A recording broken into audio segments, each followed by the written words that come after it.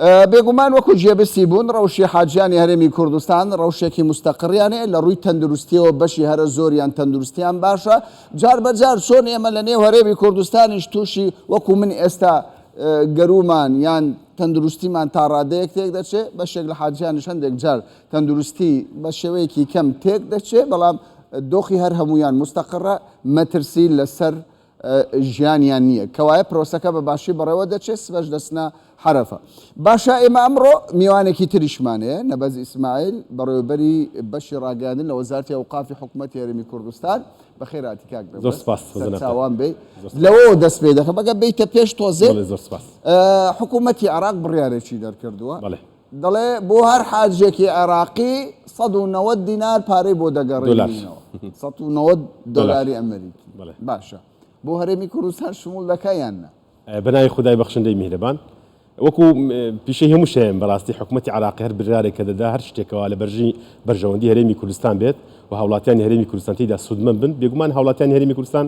لە هەموو دۆخەکاندا جیا دەکاتەوە بەداخەوە لەم قەراری ئەم جارەشیان کەوا دوێنێ و قەراریاندا بڕی 190 دلار بۆ هەر حاجیەکی عێراقی گەڕێن زیاد کرایان وەکو پاداش پێشکەشیان کرا بەداخەوە حاجیانی هەرێمی کوردستانیان لەو بڕە پارەیە بێبەش کرد لە کاتێکدا ئێمە لە هەرێمی کوردستان و لە عێراق لە هەموو پارێزەکانی عێراق لە وڵاتی عەرەبستانی سعودیا یەک حسابمان بۆ دەکرێت کە ئێمە هەمومان هاوڵاتی عێراقین بەڵام لە حاڵەتی پاداشکردن و لە حاڵەتی سوودگەیاندن بە حاجیان بەداخەوە وەکو پیشەی هەمیشەییان هەرێمی کوردستانیان جا کردەوە و حاجیانی ئێمەیان بێبەش کرد باش ئاگادارن بەڕێزانم ئەمە پرۆسەیەکی ئاینیە پرۆسەیەکی ئاینە بۆ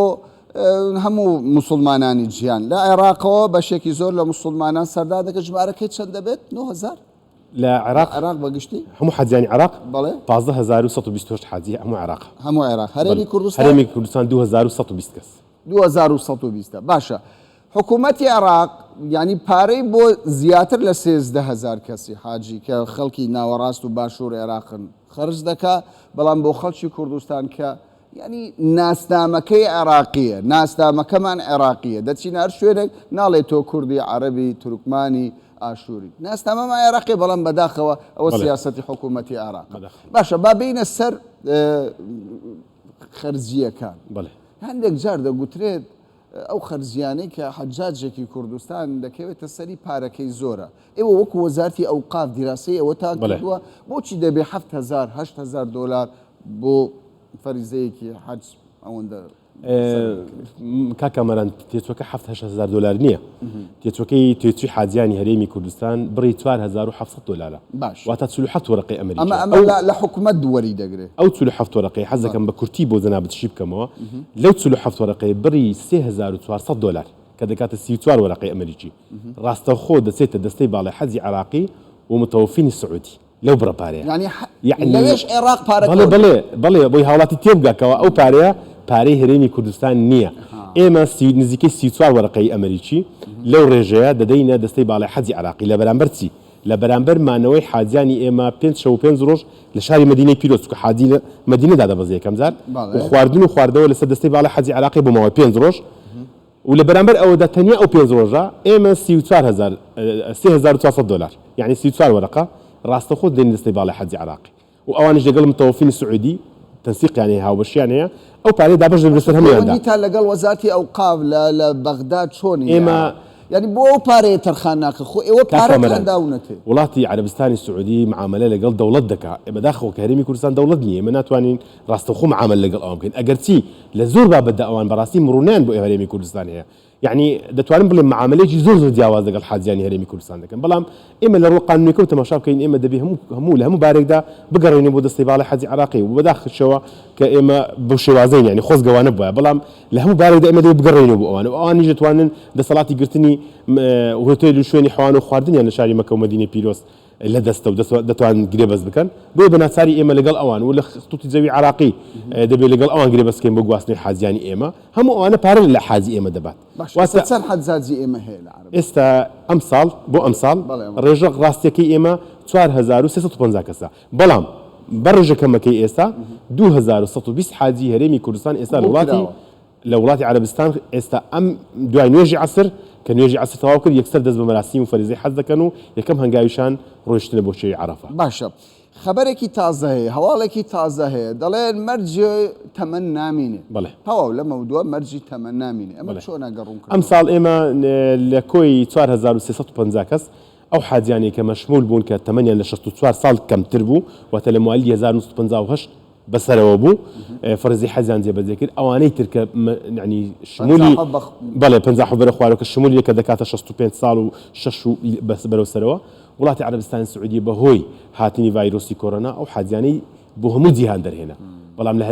لە هەرێمی کوردستان بەفعلیوک و جیهان ناوەکان دەرهێنرا بەڵام مک و ماف هەموو مافێکیان پارێزراوە وەزارەتی ئەوقاف و کاروباری ئاینی بە پشتیوانی خوای گەورە ئەگەر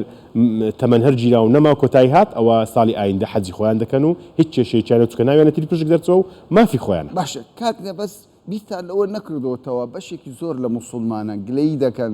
دەڵێن کاکە شەفاف نییە ئەوەی ناوی دەردەچێت بۆ حەج دەڵێن تیر و پشکە نازانین کۆ ئیشەکە سیستەمێکی باشتر کاکەمەرە لە ساڵی 2017 86,850 کەس لە هەرێم داوای حەجی کرد لە ساڵی 2017 سێ ساڵ تیر و پشک ڕاکێشرا بە ئامادەبوونی لێژنەی ئەوقافی پەرلەمانی کوردستان بە ئامادەبوونی داواکاری گشتی بە پستانی پەیوەندیدار لە تیر و پشتێکی ئاشکرادا بە شەفافات زۆر بە شێوی یعنی بە شێوی ئەوەی کە قسە دەکرێت قسەی بەڵگە نیە سیستەمی کۆمپیوتەری هەموو ناوەکان ڕاکێشرا یعنی نازانم چ شێوازێکی تر هەیە بۆی لە شێوازی ئەلکترۆنی زیاتر بڕوا بکە یعنی من یەک بۆ خۆم لەوان دانیشت بووم کە هەر کاتێک ئەو کەسە ئەو ئەندازیاریکەوە کلیکێکی دەکرد 400 ناوی ینی بە شێوەی عەشوایی ڕادەکێشرا يعني دەبینی کە سوکاری خۆت و کە سوکاری من و ئەو حەجی مجاملەیان ویزەی مجاملە شتێکی ئەو حیزەی ئەوەی پێی دەگوترێت حەجی مجاملە پەیوەندی بە وەزارەتی ئەوقاف نییە لە ڕێگای قونسوڵی سعودیەوە دەرێت هەندێک کەسایەتی هیچ پەیوەندیی بە ئێمەوە نیە ئەواتوانێت تەقدیم بکە ئیتر ئەگەر لە ڕێگای هەندێک علاقاتی تایبەتی خۆیانەوە یان لە ڕێگای هەندێک کەسایەتی ئاینی بەرزەوە بتوانن ویزەیەک یان دوو ویزە دەستخەن ئەویش پەیوەندی بە ئێمەوە نییە بەڕاستی نە لە ڕووی ئیدارە نە ڕووی سەرپەرشتیکردن و نە لە ڕووی بەرپرسیارەتی واتە ئەمە پەیوەندی بە وەزارەتی ئەوقافەوە لێرە و لەوێ هەندێک جار ئەو حاڵتە دەبێت بە تایبەتی لە بەغدا ئەوە زۆرەوە ئەو ساڵ لە هەولێرش ئەوە بووە هەندێک ویزەی مجاملە وەرگیراوە بەڵام دوور و نزیک پەیوەندی بە ئیداری بە ئێمەوە نییە باش سەبارەت بە دۆخی حاجیان خزمەت گوزاریەکان مامەڵەی عەرەبستانی سعودیە لەگەڵ حاجیەکان هەندێک جار ینی زۆر جارە من بەڕاستی گلەیم هەیە دەمەوێت ئەوە بخەمەڕوو شتێک کە باش دەبێ یعنی من نمونەیەکی بەسیط دەهێنمەوە هەندێک جار پرۆژە دەکرێت خزمەت گوزاری دەکرێت هاوڵاتی ئامادە نییە قسەیەکی خێر بکات لە بەڕێوەبەراتی جیاوازاتی هەولێر بوون بینایەکی جوان لەبەر سێبەر بوون شوێنێکی باش سپلید ئیشی دەکرد کەسێک ئامادە نەبوو قسە بکە ساڵێک بەر لە ئێستا لەبەر ڕۆژ بوون گلەییان دەکرد بەڵام بۆ دەستخۆشی بەداخەوە ئەو شتانە نییە گلەی هاتووە کە بەشێک لە حەجاجەکان دەیانگوت خزمەت گوزاریەکان وەک پێویست مامۆستا کامەرە ئێمە ئەم ساڵ جیاواز لە ساڵانی ڕابردوو چەند شتێکمان ئەنجامدا و حەزەکەم بەو جەنابشی بکەمەوە وەزارەتی ئەوقاف بێگومان جەنابی وەزیر و ئەوقاف کاروباری ئاینی ڕۆژانە لە ڕێگای هێڵێکی گەرمی پەیوەندیوە لەگەڵ برادرانی ئێمە یا لەگەڵ دەستەی کارژێر و بەڕێوەبەری گشتی حەج و عومڕەی هەرێمی کوردستان لەسەر هێڵە بۆی لە هەر کەم و کوڕێک بە زووترین کات چارەسەر بکات ئەم ساڵ چەند شتێکی جیاواز کراوە یەکەم سێژەم خواردن بۆ حاجی دابین کراوە لە کاتی 10 ساڵان دووژەم خواردن هەبوو دووەم ئەم ساڵ جیاواز لە ساڵانی ڕابردوو شوێنی حەوانەوەی حاجیان لە عەرەفە و لە مینا کە ئەمڕۆ ئەم شەو دەچن بۆ عەرەفە تا سبەی ئێوارە و دواتر دەچن بۆ مزدەلیفە و دواتر دوو شەو دەچن لە مینا دەمێننەوە شوێنی پێخەفی ئیسراحەتکردنیان لە دۆشەک و لە بەتانی و لە شوێنی ئیسراحەت و ئەوانە نەبوو بە هیچ شێوەیەک ساڵانی ڕابردوو و زائیدەن ئەم ساڵ بۆ یەکەم جار کلینیکی پزیشکی بۆ حاجیان دابین دەکرێت لە چێوی عەرەفە و لە مینا واتە بۆ ماوەی 3 ڕۆژ کلینیکی پزیشکی بە ئەو پزیشکانی ئێمە کە لەوێن دەرن کە ژماریان 10 پزیشکە ستافێکی دەکەسین بە 15 کەسین لەوێ عیادیان کردوەوە چارەسەری حاجیان دەکەن بەبێ بەرامبەر خواردن بۆ حاجیان دابین کراوە و خواردنی وشک لە مینا دابین کراوە چکە بەپی مواصفاتی وڵاتی خزمەت گوزاریەکان خزمەت گوزاریەکان وەک پێویستن کاتم نەماوە بەس دو پرسیارم ئەوەیە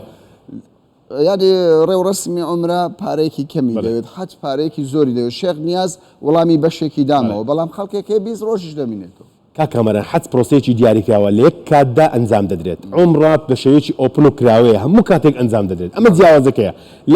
لە کاتی مەوسمی حەجدا 2 ملیۆن 3 ملیۆن کەس یەک ڕۆژ لە عەرەفە دەمێنێت ڕۆژی دواتر عەرەفە بمێنێت سوودی نییە واجب نییە کەواتە لە یەک کاتدا زەختێکی زۆر هەیە بۆ نرخەکانی جیاوازە و هیوادارین ئەو نرخانە ئینشاءالله کەم بێتەوە بە پشتیوانی خی گەور ساڵی ئایندا باشتر دەبێت و ڕێژەکەش وەک خۆلێتەوە. بەڕێز نەبەز ئیسماعیل بەڕێوەبەری ڕاگەاندنی وەزارەتی ئەوقافی حکوومەتی عەربی کوردستان زۆر سوپاس دەکەین لە کاتی خۆت بە ئێمە.